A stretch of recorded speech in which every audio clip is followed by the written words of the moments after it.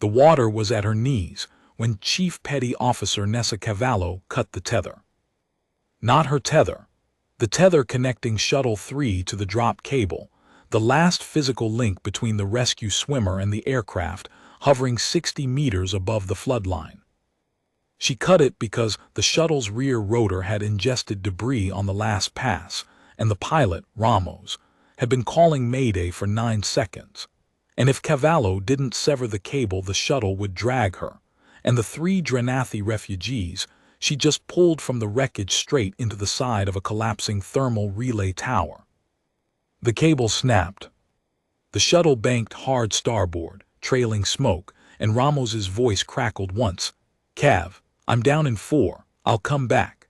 And then the frequency went to static, and Cavallo was standing chest-deep in brown floodwater on a planet that wasn't hers, holding a Drenathi child above the surface with both arms, while 2 Drenathi adults clung to a slab of shattered masonry behind her, and the sky turned the color of a week-old bruise. She was 31 years old.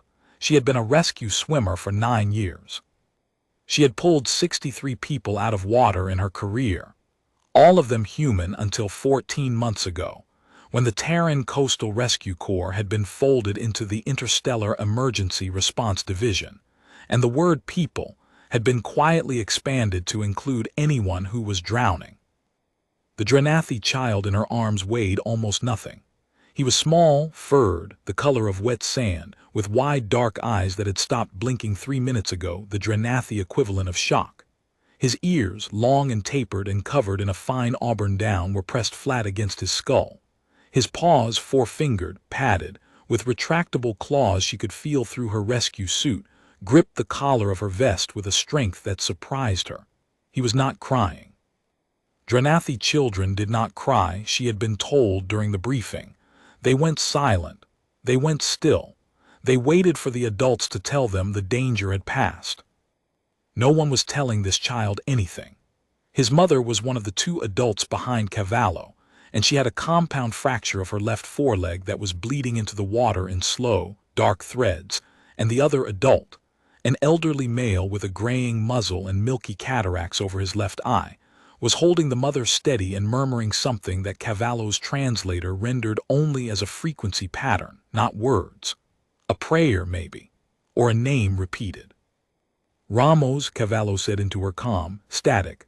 "Ramos, confirm position," static. She switched channels.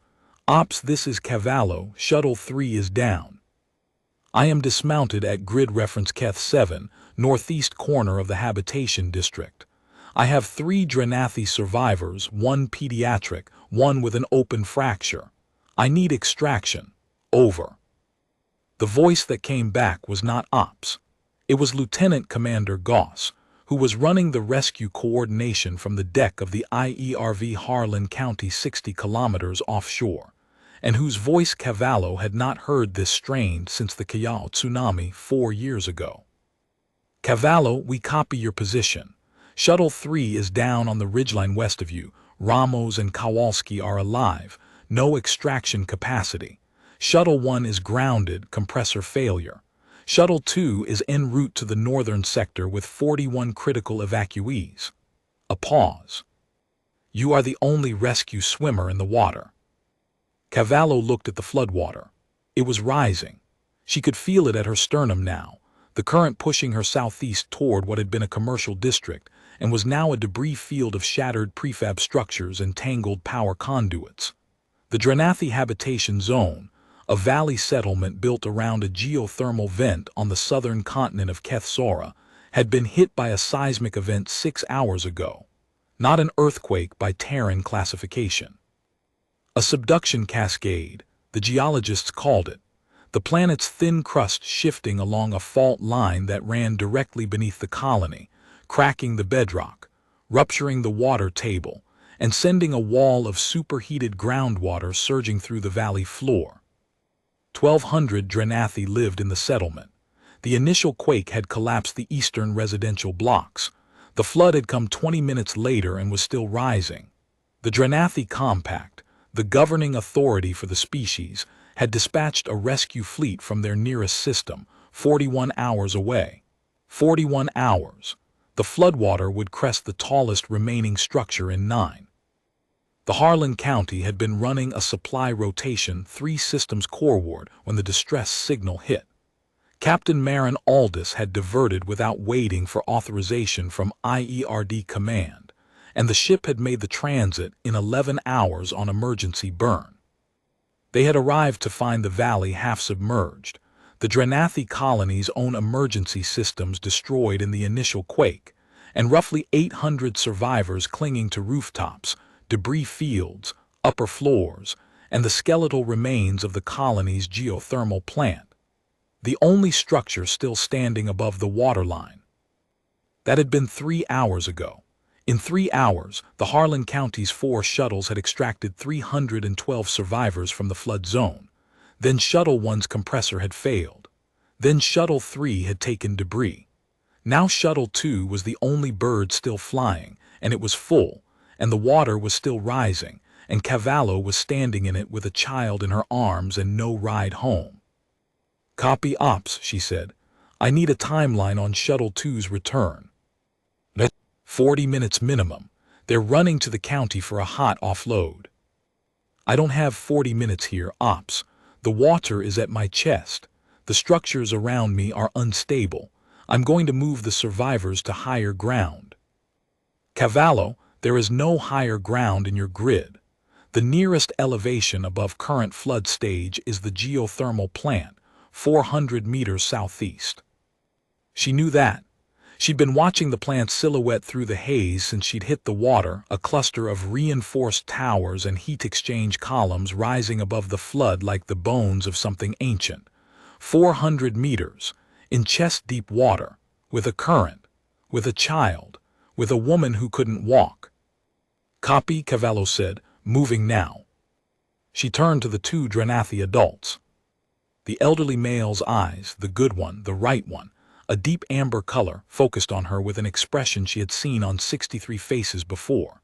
It was the expression of someone who had stopped believing help would come and was now looking at help and not quite able to process its presence. The Drenathi were a mammalian species, warm-blooded, fur-coated, built for the arid highlands of their homeworld, not water. Their physiology was wrong for this. Their dense fur absorbed water and added weight. Their padded paws had no webbing. Their lung capacity was half of a human's. They could swim short distances the way a house cat could swim with desperate, exhausting effort, but they were not water creatures, and the flood had taken that fact and turned it into a death sentence. "We need to move," Cavallo said. Her translator rendered it in the Drenathi's tonal click language. 400 meters to the geothermal plant. It's above the waterline. Can you walk?" The elderly male clicked something. The translator gave her. "The elder can walk. Sethany cannot, her leg." "Sethany, the mother." Cavallo looked at her. The Drenathi woman's eyes were glassy with pain, her fur matted, her left foreleg held at an angle that made Cavallo's own bones ache in sympathy. The bone had broken through the skin just above the ristanologue, and the flesh around it was swollen and dark. "I'll carry the child," Cavallo said. "You support Sethany, stay close to me. If the current takes you, grab my harness." The elder clicked again. "You are 1. We are 3. I know the math. The water is wrong for you too." Cavallo almost smiled. "Almost. The water is wrong for everybody, sir. That's why we're leaving it." She shifted the child, his name, she would learn later, was Pareth, onto her back, wrapping his small paws around her neck. He gripped with that same silent, desperate strength. She felt his heartbeat against her spine, fast and light, like a bird's. Then she turned southeast and started walking. The 400 meters took 27 minutes. Cavallo would not remember all of it clearly afterward. The human body, under sustained exertion in cold water with a load, begins to compress memory into flashes. She remembered the current catching her at the waist as they passed the collapsed commercial block, pushing her sideways until she braced against a submerged doorframe. She remembered Sethany crying out once, a sharp, high click that the translator didn't touch, when the elder lost his footing, and she had to bear weight on the broken leg. She remembered the water rising from her chest to her neck in the low section between two collapsed structures, and the child's grip tightening until his claws drew thin lines of blood through her suit at the collar. She remembered talking, not to anyone, to herself.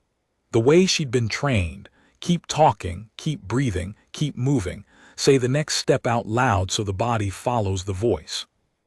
20 meters to that pylon, good. Now left around the debris. Watch the rebar, Sethany, keep your arm up. Elder, lean on me, 10 meters, 5. They reached the base of the geothermal plant at minute 27. The plant's access platform was 2 meters above the current water line. A concrete and steel apron around the base of the primary heat exchange tower, cluttered with evacuated equipment and emergency lighting that still flickered amber in the haze. Cavallo boosted the elder up first, then lifted Sethany.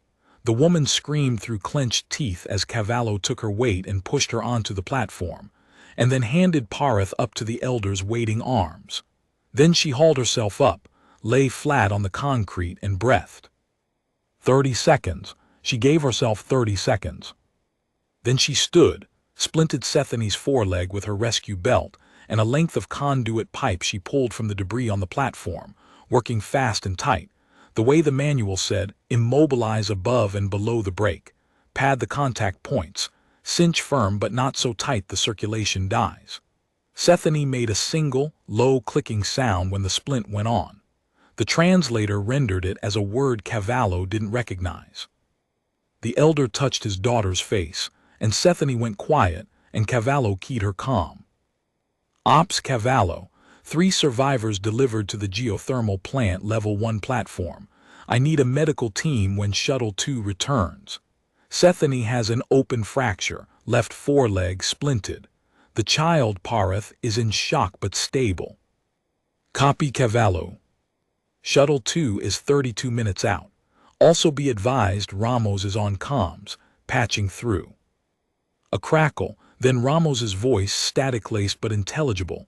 Cav, you copy? Copy Ramos, you and Kowalski okay? Kowalski broke 2 ribs on the landing. I'm fine. We're on the ridgeline, dry ground, no immediate hazard. But Cav, on the way down I saw something. West side of the residential quarter, 3rd block from the geothermal plant. 2nd floor. There's a window and I saw movement behind it. Looked like a group, maybe 4 or 5, trapped above the waterline inside the structure. The 1st floor is submerged. Cavallo's chest tightened. How far from my position?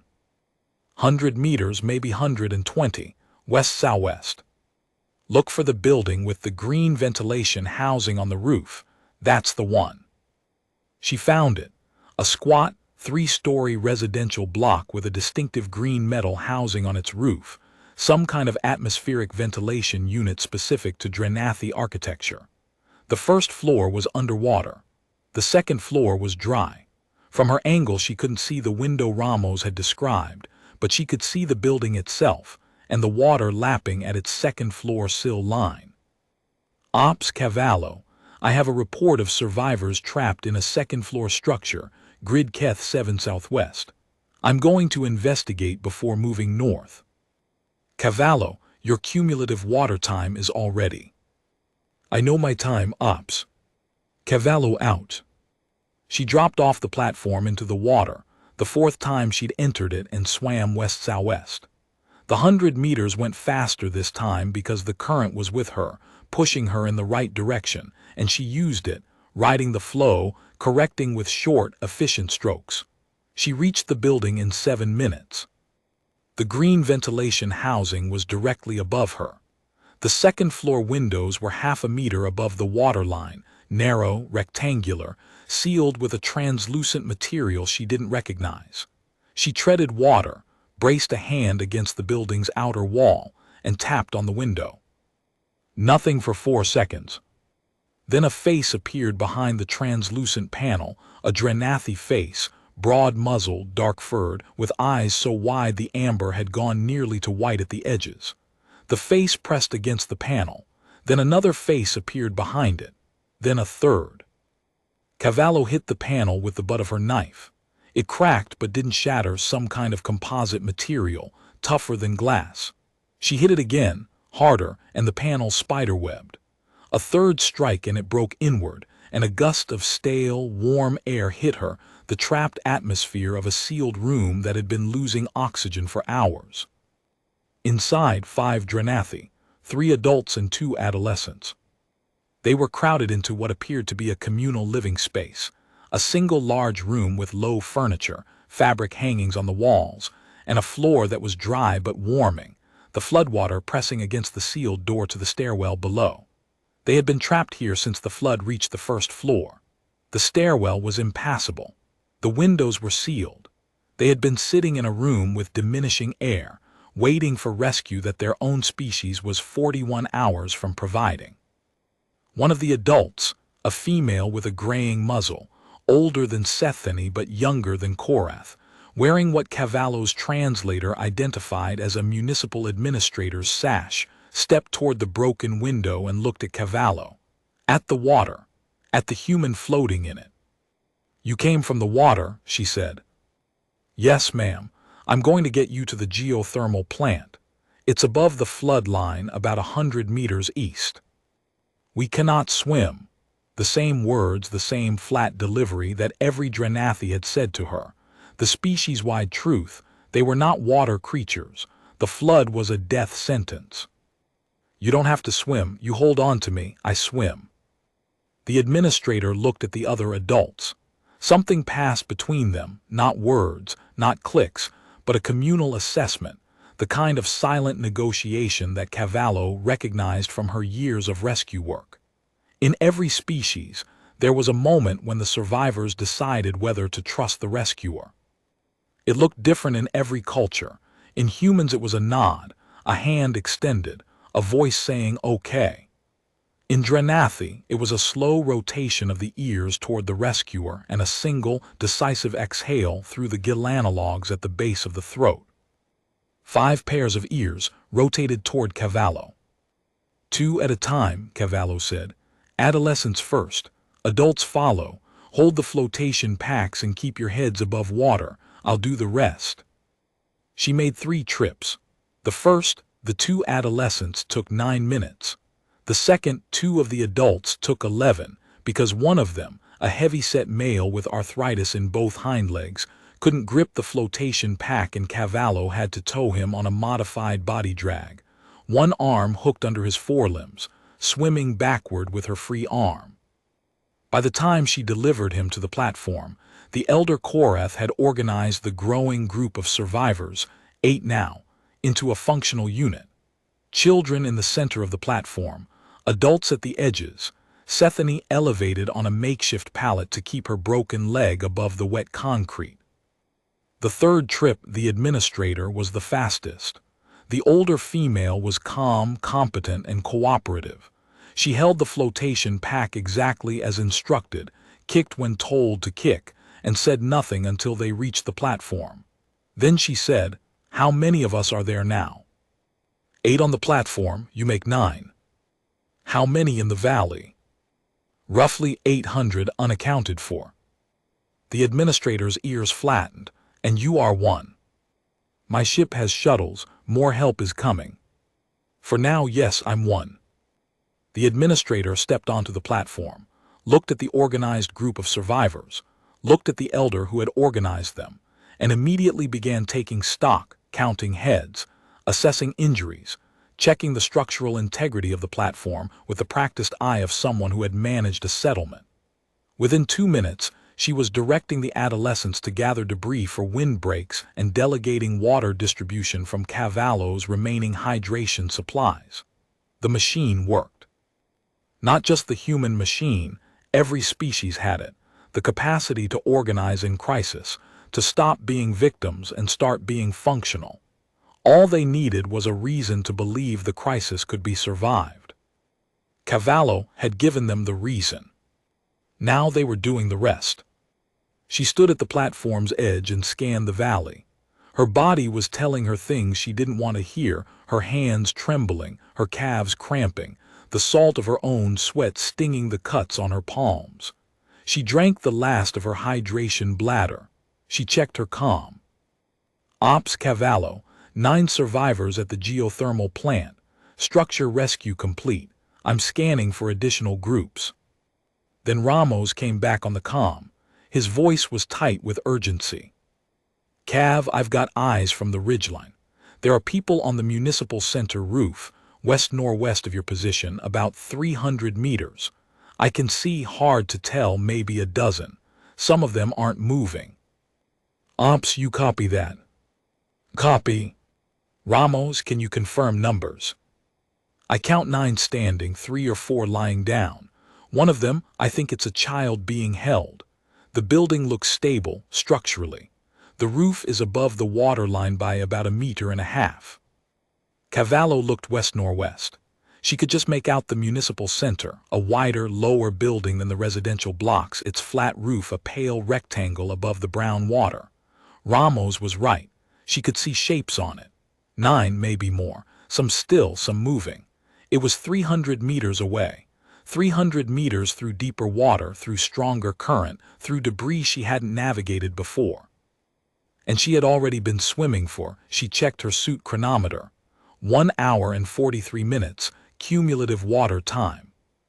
Her rescue swimmer qualification required demonstration of endurance to 2 hours.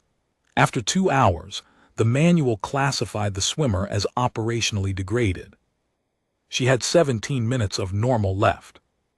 But then she looked north and saw the rooftop she'd spotted first, 200 meters, the one with children, and she had to choose. The municipal center was farther but held more people. The northern rooftop was closer but held fewer, and the building was visibly deteriorating. Ramos, how stable is that municipal center? Looks solid. Thick walls, low profile. I'd say it's got hours before the water threatens it. The northern rooftop did not have hours. Its building was groaning audibly now, the sound carrying across the water like a sick animal.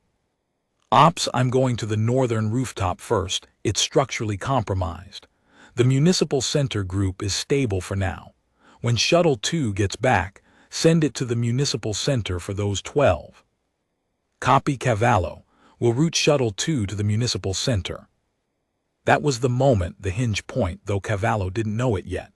By choosing the northern rooftop, by trusting that Shuttle 2 would handle the municipal center, she was doing what rescue swimmers were trained to do: triage.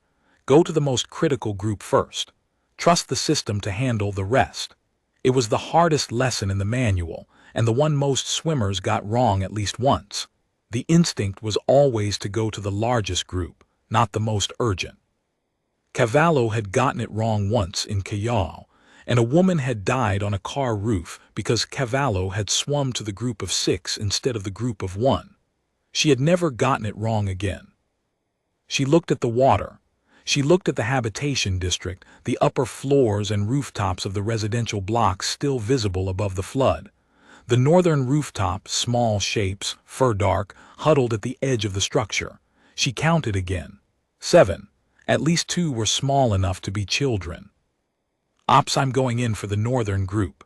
7 souls, building unstable. Goss's voice careful. Cavallo, you've been in the water for 1 hour 43 minutes cumulative. Your thermal readings are dropping. Core temp 1.2 below baseline. If you go back in, you may not have the capacity to return.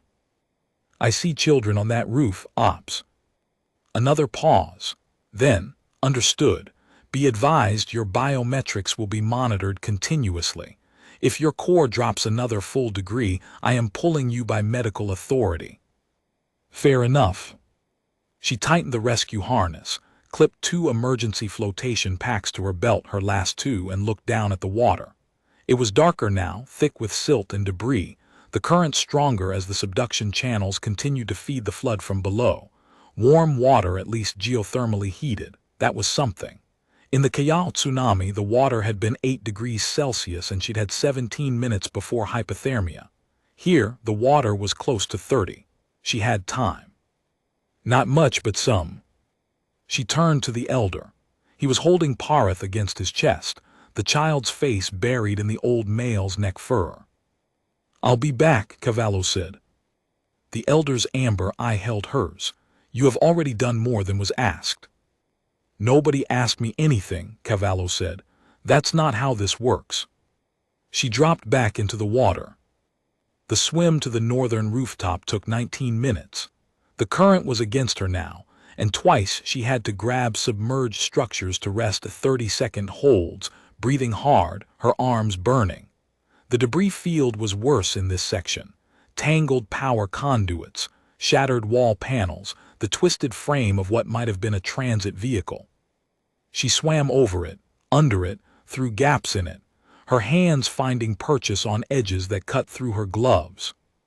At the 80-meter mark, she heard something. A clicking, not the rhythmic click language she'd been hearing through her translator for the past 2 hours. A single, repeated click, faint, barely audible over the lapping water coming from somewhere to her left. She stopped, treading, and listened. The click came again, then it stopped. She turned left. A residential structure, 2 stories, partially collapsed, its upper floor tilted at a 20-degree angle, rose from the water 15 meters away. The upper floor's windows were above the waterline. One of them was open. And in the window, barely visible in the haze, was a Drenathi, a small figure, an adolescent or a young adult, leaning out, one arm extended, clicking. Not clicking a word, clicking a location signal. The Drenathi equivalent of tapping on a wall in a collapsed building, a survivor making noise so someone would find them. Cavallo diverted. She reached the window in 2 minutes.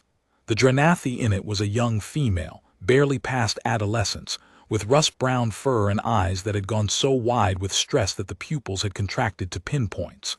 She was holding a second Drenathi, an older female, unconscious, slumped against the window frame. The older one's fur was matted with blood from a head wound, and her breathing was shallow and labored. "I heard you," Cavallo said. The young female stared at her. The translator rendered a whisper. "She is my teacher. She was injured in the collapse. She has not spoken in 3 hours. I have been clicking since the water came." 3 hours. This young Drenathi had been clicking into the flood for 3 hours, alone in a tilted room with an unconscious teacher, waiting for someone to hear. "I'm going to get you both out. Can she be moved?" "I do not know. She breathes, but she does not wake." Cavallo assessed the situation in 4 seconds. The unconscious Drenathi would need to be carried, a body drag in open water, the most physically demanding rescue technique in the manual. And Cavallo was already depleted. But the building was tilting further with every tremor, and if it collapsed, both Drenathi would be in the water and the unconscious one would drown in seconds. "Help me get her through the window. I'll hold her. You hold on to my harness." The young female, her name, Cavallo would learn, was Tessani, helped guide the unconscious teacher through the window opening. Cavallo took the older Drenathi's weight in the water, positioning the body face up across the flotation pack, the head above the surface. Then Tessani climbed through the window, gripped Cavallo's harness, and they began to move. It was the hardest swim of the day. Cavallo towed the unconscious Drenathi on the flotation pack with one arm and swam with the other. Tessani dragged behind her, the current pushing against all 3 of them. Her left arm went numb at the 60-meter mark. She switched to a side stroke, using her legs more, and the cramp that had been building in her right shoulder bloomed into something that felt like a hot coal embedded in the muscle. She gritted her teeth and kicked. "Ops," she panted between strokes. "I have 2 additional survivors from a collapsed structure. 1 unconscious head trauma, en route to the geothermal plant." "Copy, Cavallo. Your heart rate is 158, core temp is." "Not now, Ops." She reached the platform.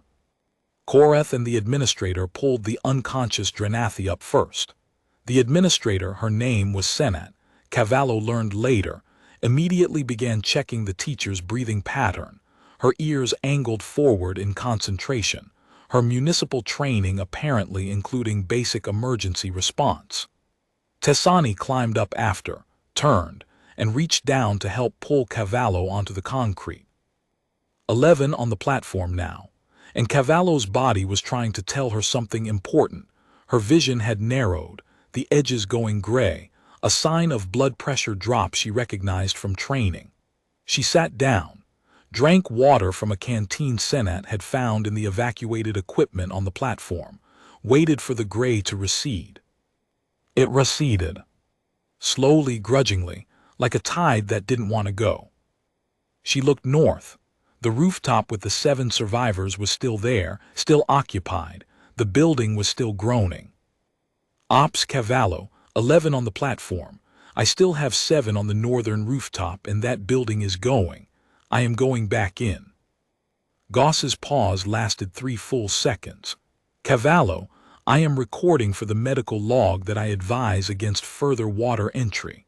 Your biometrics indicate. Recorded, sir, going in. She reached the rooftop. 7 survivors. 2 adults, a mated pair she guessed from the way they pressed flank to flank. 3 adolescents. 2 children younger than Pareth, their eyes enormous and unblinking in their small, wet faces.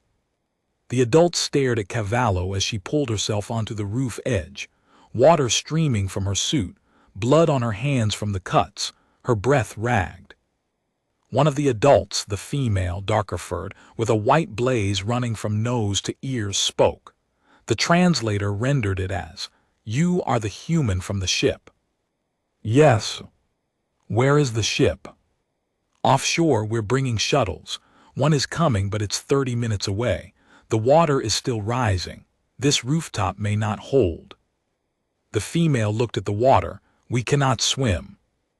"I know. I'm going to take you 2 at a time to the geothermal plant. It's above the flood line. You'll be safe there." 2 at a time. The female's ears rotated, a Drenathi expression of calculation. Cavallo had been told. "There are 7 of us." "That is 4 trips." 3 trips. I can take a child with each pair." Cavallo was already doing the math. 3 trips of 200 meters each against the current on the return legs. 60 minutes of swimming minimum. Her legs were already heavy. Her core temperature was holding but wouldn't hold forever, and the water would be higher on each return. The female looked at her mate. Something passed between them, clicks too quiet for the translator. Then the female said, "Take the children first." "I'll take both children and 1 adolescent, then the other 2 adolescents, then you 2. The heaviest go last. I'll have the current worked out by then." She didn't mention that the heaviest would also go last because, if her body failed, it would fail on the last trip, and she'd rather it fail carrying adults who could potentially cling to debris than children who couldn't. The first trip back took 16 minutes. Cavallo swam with a child on her back and another under her right arm. The adolescent, a gangly, terrified young male who kept clicking what the translator rendered as I'm sorry, towed behind her on a flotation pack tethered to her belt. The current pushed them south off course, and she corrected with long, grinding strokes that she felt in her shoulders like hot wire. When they reached the plant platform, Koreth was waiting. He pulled the children up without a word. The administrator was already there, wrapping the smaller child in a thermal sheet from Cavallo's kit. The adolescent scrambled onto the concrete and lay flat, clicking rapidly. The translator gave up and displayed untranslatable emotional vocalization. Cavallo rested for 45 seconds. She had been in and out of the water for close to 2 hours now. The cuts on her hands had reopened. Her suit was torn at the hip and the collar. Her hydration bladder was empty. She checked her comm. Ops Cavallo, 14 survivors now at the geothermal plant, returning for 4 more on the northern rooftop. How's Shuttle 2? 26 minutes out. Cavallo, your biometrics are flagging. Heart rate 142. Core temp dropping 0.6 degrees from baseline. Recommend you hold position and wait for aerial extraction. Negative ops. The rooftop is losing structural integrity. I can see the south wall buckling from here. Those 4 don't have 26 minutes. She could see it. The building the remaining 4 Drenathi were standing on was a residential block, 3 stories, and the flood had been eating its foundation for hours. The south-facing wall had developed a visible lean in the 12 minutes since Cavallo had left. Hairline fractures were spiderwebbing up the masonry. If it went, the roof went with it, and the 4 Drenathi on it would go into the water they could not swim in. She went back. The 9th time she entered the water, she had stopped counting, but her body had not something shifted. Not in her muscles or her lungs, but in the part of her mind that kept the running tally of what was possible. She had been trained for limits. She had been taught the mathematics of exhaustion, stroke count, caloric burn rate, the diminishing returns curve of muscle glycogen. She knew, factually, that she was operating past the edge of what the training manual called sustainable effort. The manual was a document written by people who had never had to look at a child on a rooftop in rising water and decide whether the math mattered more than the child. The math didn't matter more than the child. It never did. And so she kept swimming, and the tally went quiet and the work continued. She reached the rooftop. The 2 adolescents were waiting at the edge, ears pressed flat, watching the water rise. It was lapping at the rooftop's parapet now, maybe 20 centimeters of clearance. The building was groaning, a low structural complaint that Cavallo could feel through the soles of her boots. "Let's go," she said. "Same as before. Flotation pack behind, stay on your backs, kick when I tell you to kick." One of the adolescents, a female small for her age, her fur soaked to a dark chestnut, clicked something that the translator rendered as, "The building is speaking." Buildings always speak before they go. That's why we're moving now. She got them into the water. The adolescent female panicked almost immediately, a thrashing, clawing panic that sent both of them under. Cavallo went down. The water was opaque below the surface, brown dark, full of suspended grit and the taste of mineral heat. She couldn't see. Her hand swept through murk, caught nothing, swept again. 3 seconds underwater. 4. Her fingers closed on fur, a shoulder, an arm, and she hauled upward with everything her left arm had left. The Drenathi came up coughing, choking, her claws raking Cavallo's arm through the suit and drawing 4 parallel lines of blood that she felt as heat before she felt them as pain. Cavallo held her. Treading water, one arm locked around the Drenathi's narrow torso, her legs working in a scissor kick that kept them both above the surface. She waited until the coughing stopped, until the thrashing stopped, until the adolescent's body went from rigid to merely tense. "You're okay," Cavallo said. "I have you, breathe." The adolescent's dark eyes locked on hers. The translator clicked, "Don't let go." "I won't let go." She didn't. She swam the remaining 130 meters one-armed, the adolescent clamped to her left side, the other adolescent towed on the pack behind her.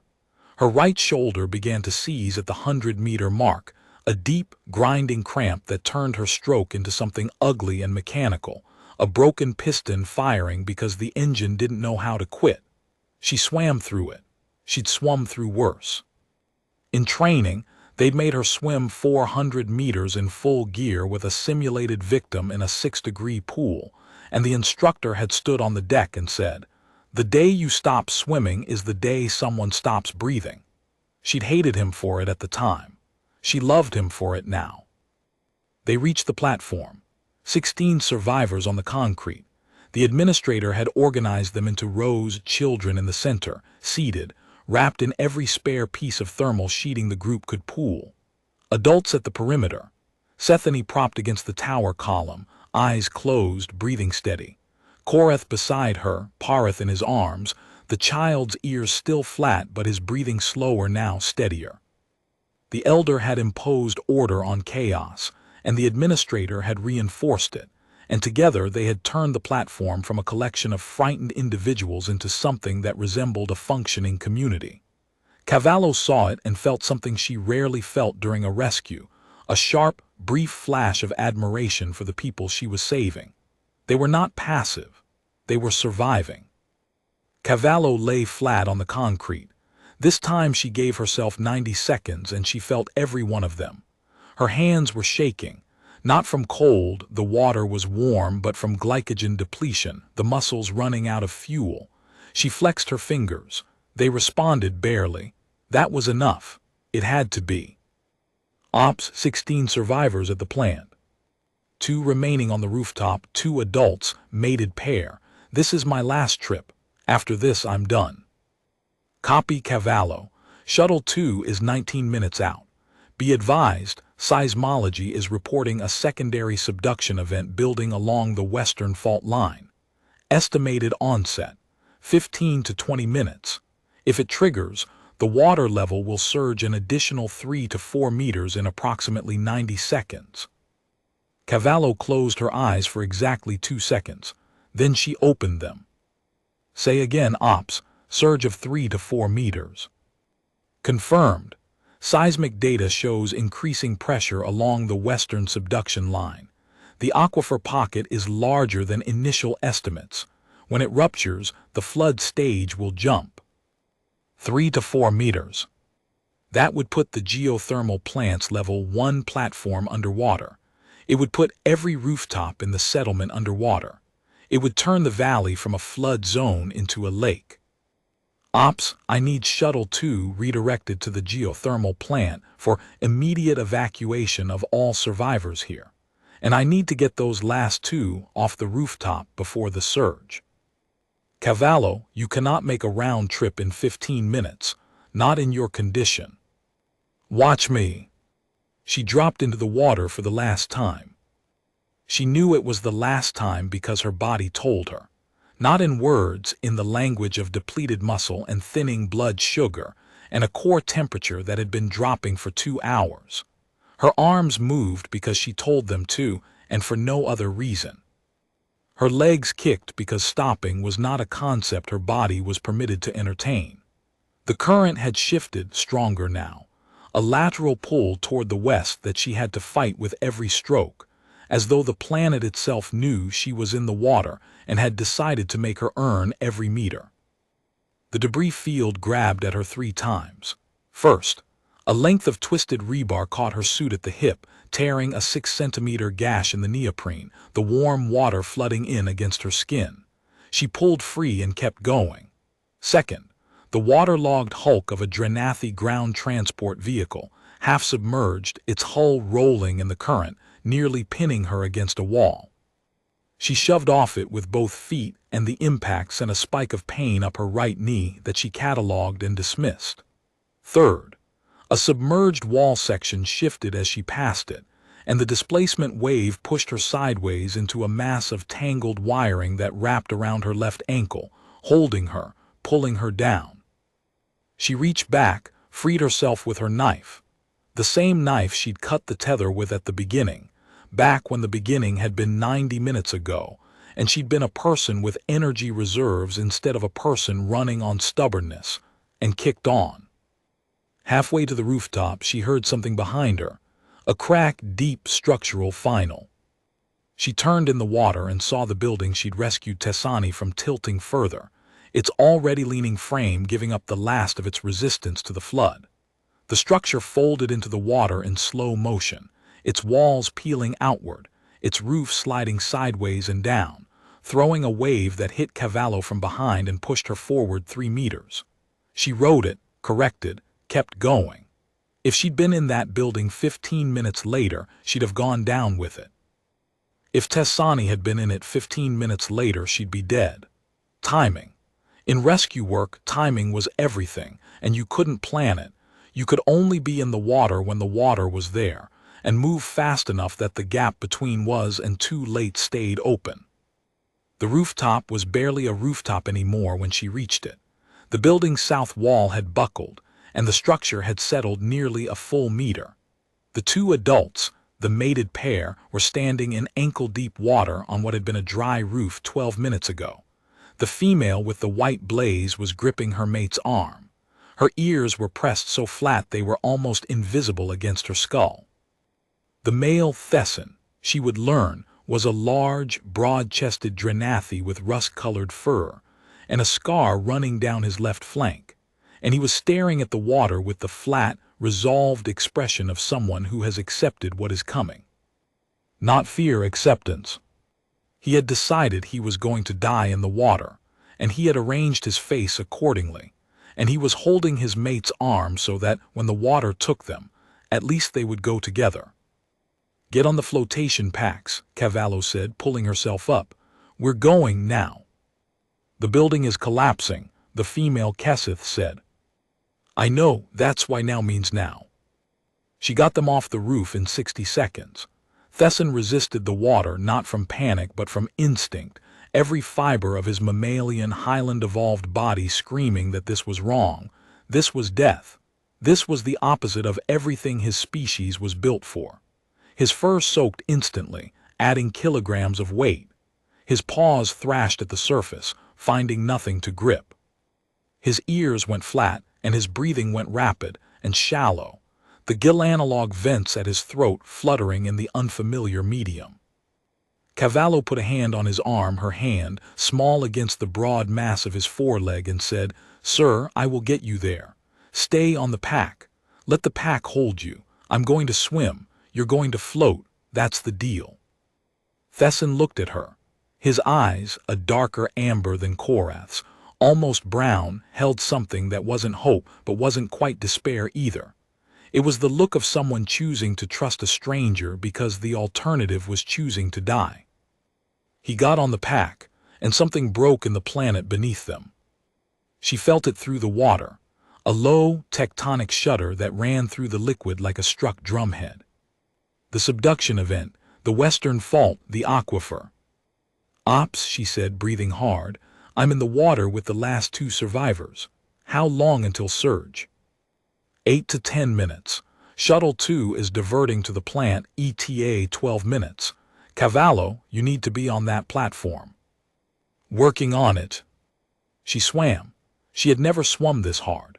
Not in training, not in Kayal, not in the tsunami at Hana Bay when she'd pulled 4 people out of a riptide and torn both rotator cuffs and still gone back for the 5th.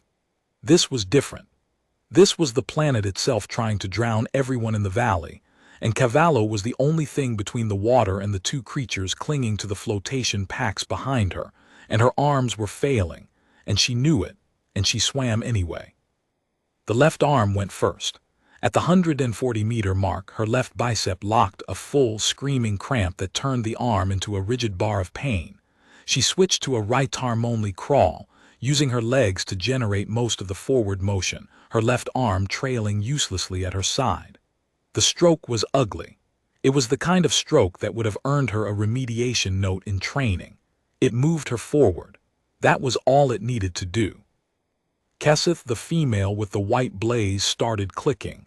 The translator rendered fragments, "Here it, the ground is," and "never seen water like," and then a name repeated twice. Thesson, Thesson, the male's name. She was saying her mate's name, the way the elder had been murmuring in the water at the beginning, repeating the word as though the saying of it could hold the world in place. "Keep clicking," Cavallo gasped, because the clicking gave Kesseth something to do besides panic, and Cavallo needed them both calm, needed them on those packs, needed them to not thrash and not grab and not pull her under. She pulled, stroked, kicked. The plant's silhouette grew in the haze ahead. 200 meters became 150. 150 became 100. Her right shoulder was on fire. Her left arm was useless. Her legs were the only thing still working properly, and they were telling her they had maybe 10 minutes of this left. 70 meters, 50. The platform was there. She could see the survivors on it, the elder standing at the edge, watching her come. The children behind him clustered together. The adolescents, Tessani with her teacher, Senet directing the group, Sethany on the concrete, propped against a support column, her face turned toward the water. 70 meters, 50. The tectonic shudder came again, stronger, and this time the water reacted, a swell, not a wave, a slow, massive rise that Cavallo felt as a lifting under her body, the entire valley floor pushing upward from below. The aquifer was going. "Cavallo," Goss's voice sharp, "surge in 3 minutes, say again 3 minutes. I see the platform, 40 meters. She stopped counting and swam. The water rose around her, not fast, not violent, but with the terrible patience of geology, the water table emptying upward through fractured bedrock at a rate that turned centimeters into meters. She reached the platform with the water 6 centimeters below its edge and rising. "Up!" she shouted at the two Drenathi, pushing the female toward the platform. The elder and two of the adolescents grabbed her, hauled her out of the water. The male, Thesson, was heavier. Cavallo braced against the platform's edge and pushed from below, her feet kicking free water, no bottom, the flood too deep to stand in now. Thesson scrambled, his claws catching on the concrete, and the elder pulled, and Cavallo pushed, and he came up out of the water in a surge of brown liquid and matted fur and collapsed on the platform gasping. Cavallo grabbed the platform's edge. Her arms wouldn't pull her up. She tried twice, and her biceps cramped, and she hung there with her chin at the concrete line and her body in the water, and the water rising past her shoulders. The elder's hands, furred, padded, strong despite the cataracts and the graying muzzle, gripped her forearms. "I have you," he said. Thesson grabbed her harness from behind, hauling from the other side. The adolescent male, the one who'd kept saying, "I'm sorry," ran forward and locked his paws around Cavallo's wrist.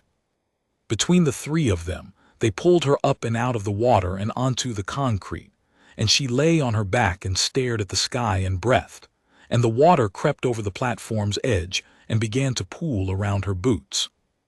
"Ops," she said, her voice a rasp, 18 survivors on the platform, all accounted for. Water is at the platform, we need that shuttle. Shuttle 2 is 6 minutes out, hold your position." She looked at the rising water. It was at her ankles now, spreading across the concrete in a sheet. In 6 minutes it could be at their knees. The platform was the highest point left in the valley. If the water took this, there was nothing. "Everybody up," Cavallo said. She stood, somehow, moved to the base of the heat exchange tower, the access ladder there. "Climb." 18 Drenathi looked at the ladder, a steel utility ladder bolted to the side of the tower's main column, rising 15 meters to a maintenance gantry. It was not designed for Drenathi paws.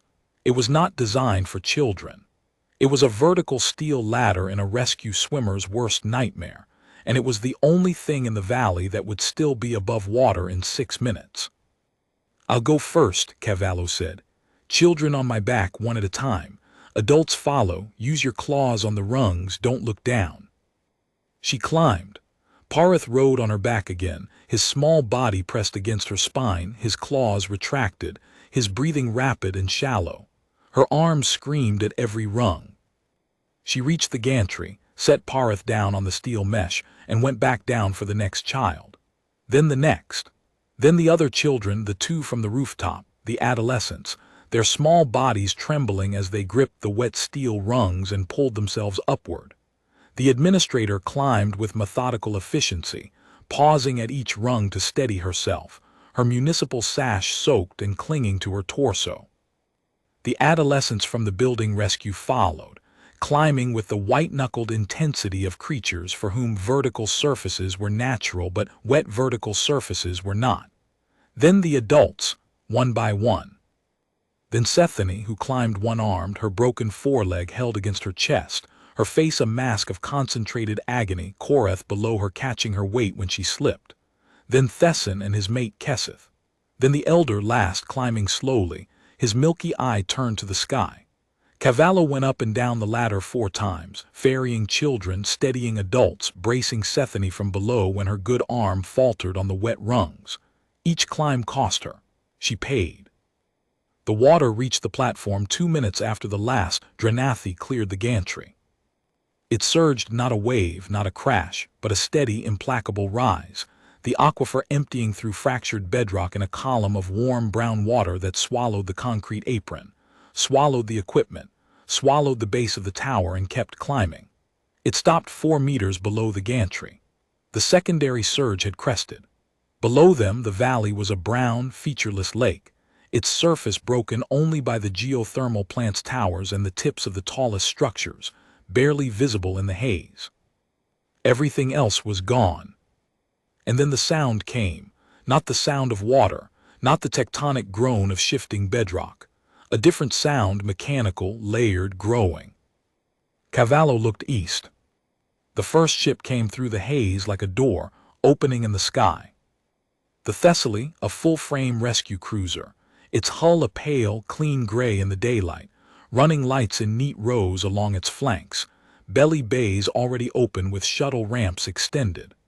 Behind it, the Braddock, a heavy logistics vessel, dropped lower, its floodlights sweeping the valley in wide, white arcs that turned the brown water silver. Then the hospital ship, the Comfort of Meridian, a massive, slab-sided vessel with the green crescent of the medical service, painted across its dorsal hull, holding station above the flood zone, like a cathedral lowered from the sky. And behind them, spread across the eastern horizon in a formation that kept going and going, the rest of the flotilla. Shuttle carriers, engineering tenders, atmospheric processors, mobile platform barges, a water reclamation vessel, 2 structural assessment drones the size of houses, descending through the haze in ordered rows, their engine glow painting the underside of the cloud layer a soft, steady amber. Cavallo counted, stopped counting. There were more ships arriving than she could track, each one larger than the last, each one carrying more capacity than the Harlan County's entire complement. Shuttles launched, not 1, not 4, dozens. They dropped from the belly bays of the carrier ships like seeds, banking across the flood zone in sector sweep formations. Each shuttle assigned a grid, each grid covering a cluster of rooftops, each rooftop mapped by the ship's sensors from orbit. The sound of their rotors filled the valley, a deep, layered hum that replaced the silence, that replaced the static on her comm, that replaced every sound except the water. "Ops," Cavallo said, "I see them."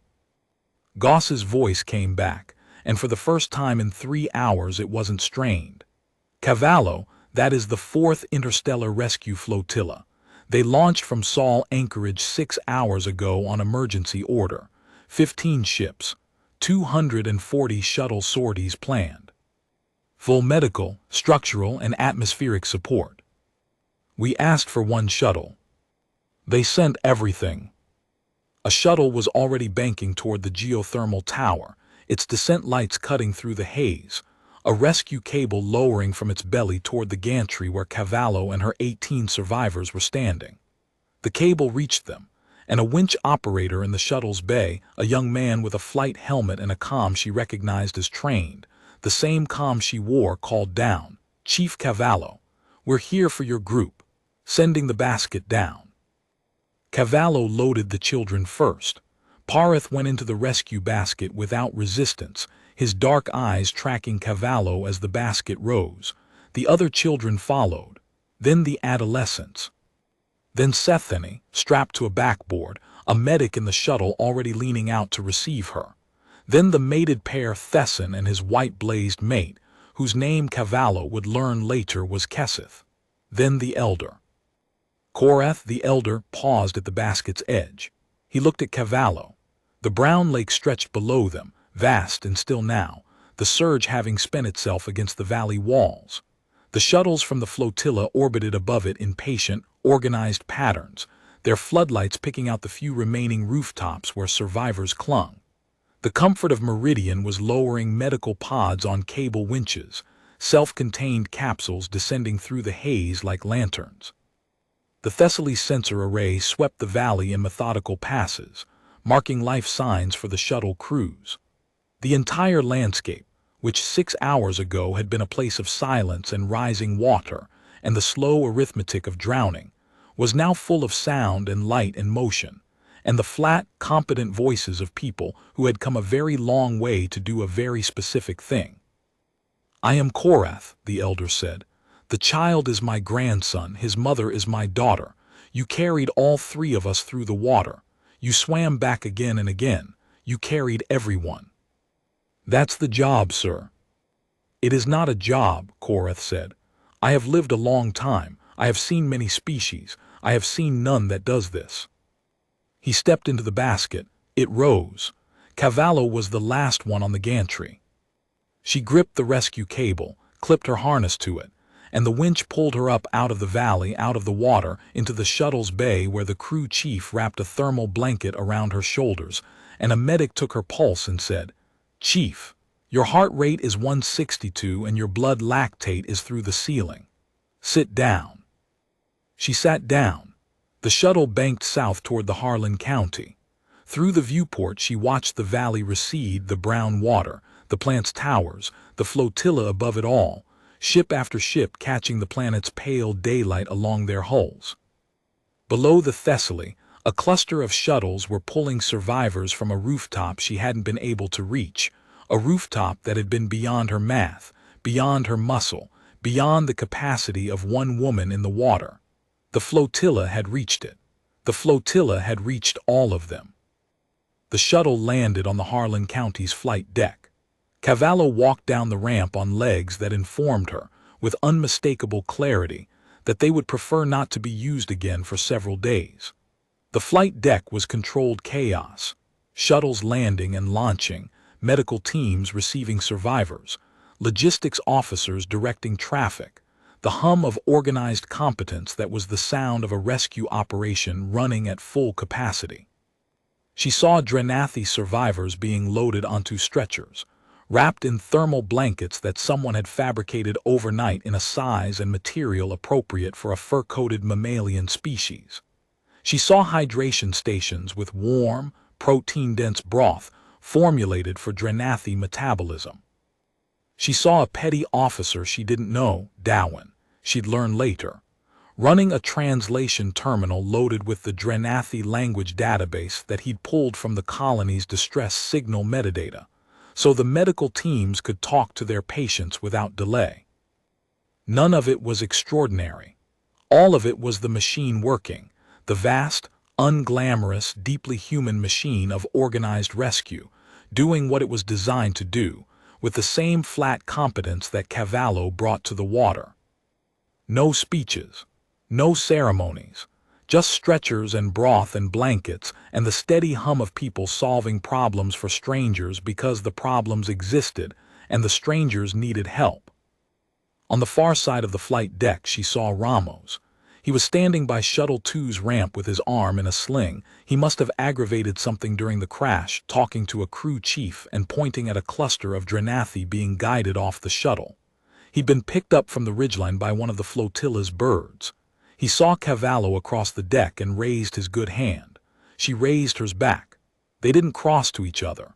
There was no need. The gesture said what it needed to say.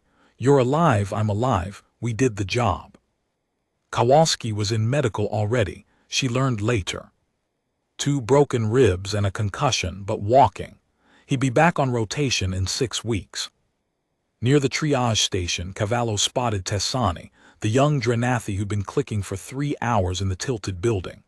She was sitting beside a cot where her teacher lay, the older female's eyes now open, blinking slowly, a bandage wrapped around her head where the wound had been cleaned and sealed.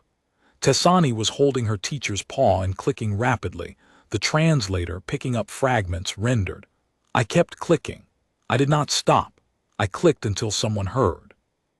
The teacher squeezed her student's paw and made a sound that the translator didn't touch, and Tessani's ears finally, for the first time since Cavallo had pulled her through the window, relaxed forward and stayed there. Cavallo watched this for 3 seconds and then looked away, because something in her chest was doing something inconvenient that she did not have time for. She walked the length of the flight deck. Every few meters, another scene of the machine working. A human engineer cross-referencing Drenathi environmental data on a tablet to calibrate the atmospheric mix in a temporary shelter pod. A logistics specialist counting thermal blankets and finding they were short by 40, then calling the fabrication bay and getting 40 more queued for printing in 18 minutes.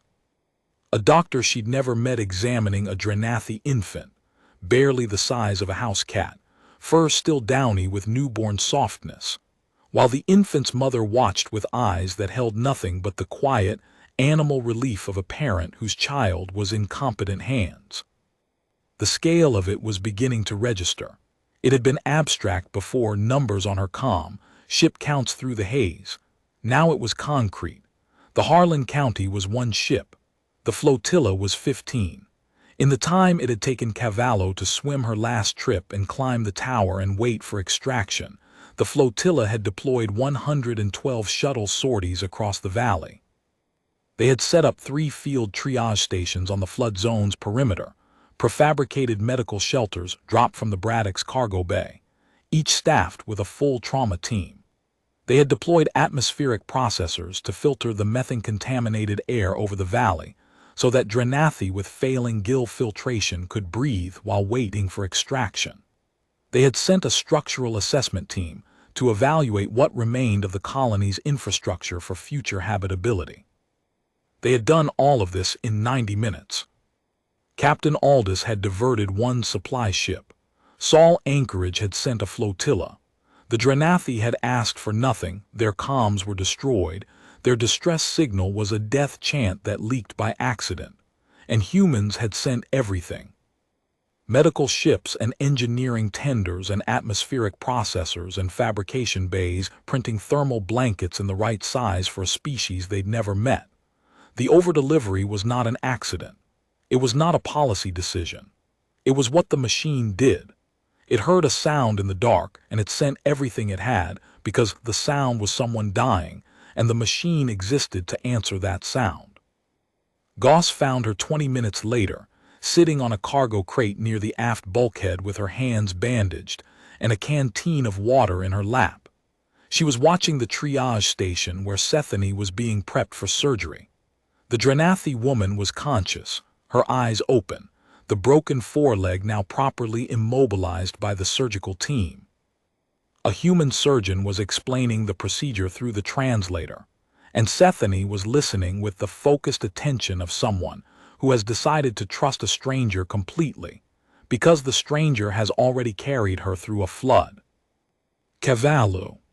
Sir, you pulled 20 people out of the water today, all before the flotilla arrived. That's a record for a single swim deployment in the division's history. I wasn't counting, sir. The flotilla is reporting total extraction in 4 hours.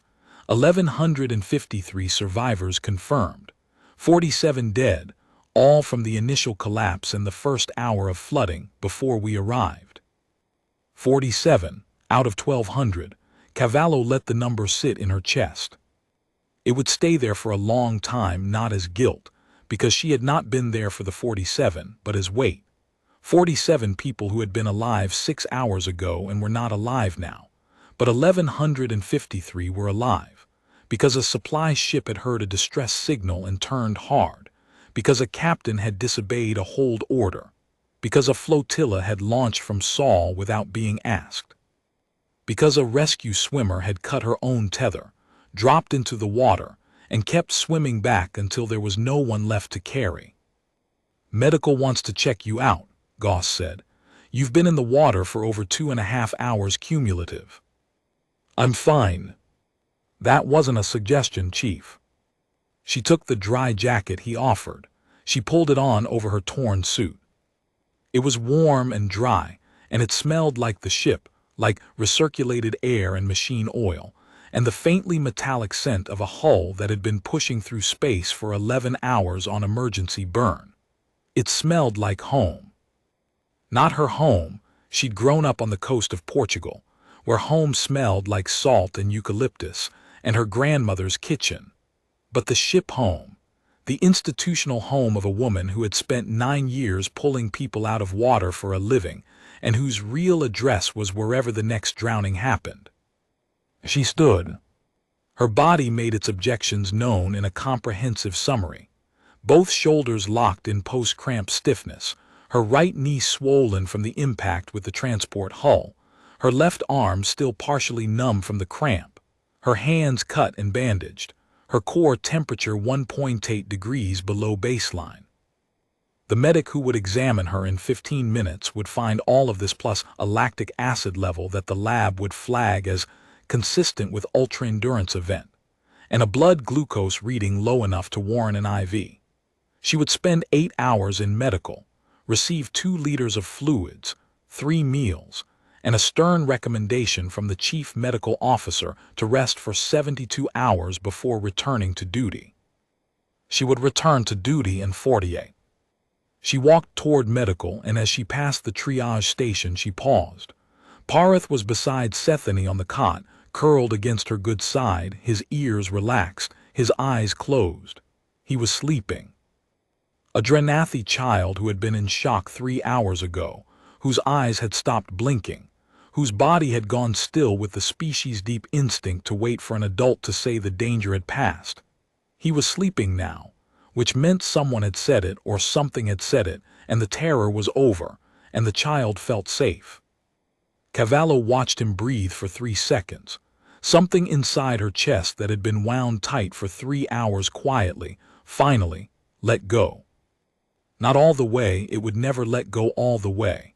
The 47 dead would keep it taut forever, a permanent low hum of weight that she carried the way all rescue swimmers carried the ones they didn't reach. But the tight, immediate wire of active crisis, the one that had been vibrating since she cut the tether, went slack, and for a moment she was just a woman standing in a ship, watching a child sleep, and the child was safe, and that was enough. Then she kept walking.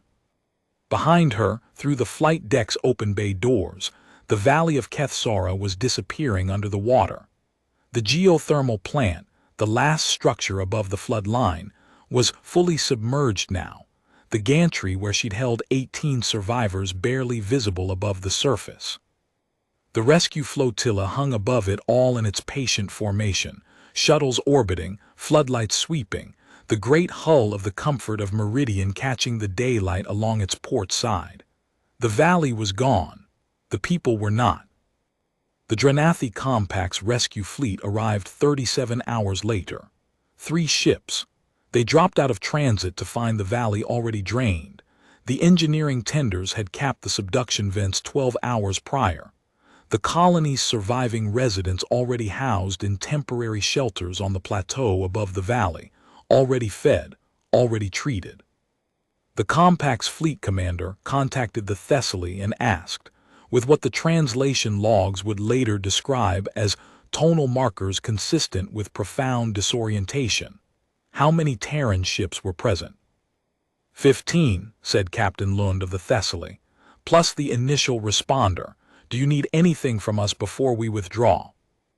The Compact's commander was silent for 11 seconds, a long time in Drenathi communication, where silences of more than 3 seconds carried the weight of formal statements. No, the commander said, we do not need anything. You have already provided everything. The Thessaly's logs noted the exchange without commentary. The flotilla withdrew 18 hours later, after transferring all survivor records, medical files, and structural assessments to the Compact's relief coordinator. They left behind 38 tons of fabricated supplies, thermal shelters, atmospheric filtration units, medical consumables, structural reinforcement materials, that the Harlan County's fabrication bay and the Braddock's cargo reserves had produced during the operation. Nobody asked the Drenathi to pay for any of it. Nobody asked for a treaty. Nobody asked for anything at all. Somewhere in the Drenathi Compact's communication records, a transmission log would note that the Terran Interstellar Emergency Response Division had arrived at Kethsora 41 hours before the Drenathi's own rescue fleet. That human ships had extracted 1,153 survivors from a subduction flood on a planet they had no legal or political reason to approach. That the first responder, the first being to enter the water, had been a single human female carrying a knife, a rescue harness, and 2 flotation packs. That she had swum back again and again until there was no one left. The log would not note that she had hummed while she swam. That was not the kind of detail that made it into official records, but Korath would remember it. He would tell Parth, years later, that the human who had carried him through the flood had been making a sound, a low, tuneless hum, the kind a working creature makes when the work is hard and the body needs a rhythm to follow. He would tell the child that the sound had no meaning, that it was not a prayer or a song or a signal, that it was simply the sound of someone refusing to stop. And Parath, who by then would be old enough to understand what had happened on the day the valley drowned, would ask his grandfather what the word for that sound was in the old language. Korath would think for a long time. "There is no word," he would say, "but the humans have one. They call it holding on." Cavallo would not hear this story. She would not know that a Drenathi elder had spent years trying to find a word in his own language for what she had done, and had settled in the end on borrowing one from hers. She would have found it embarrassing. She was a rescue swimmer. She went where the water was. She brought people out.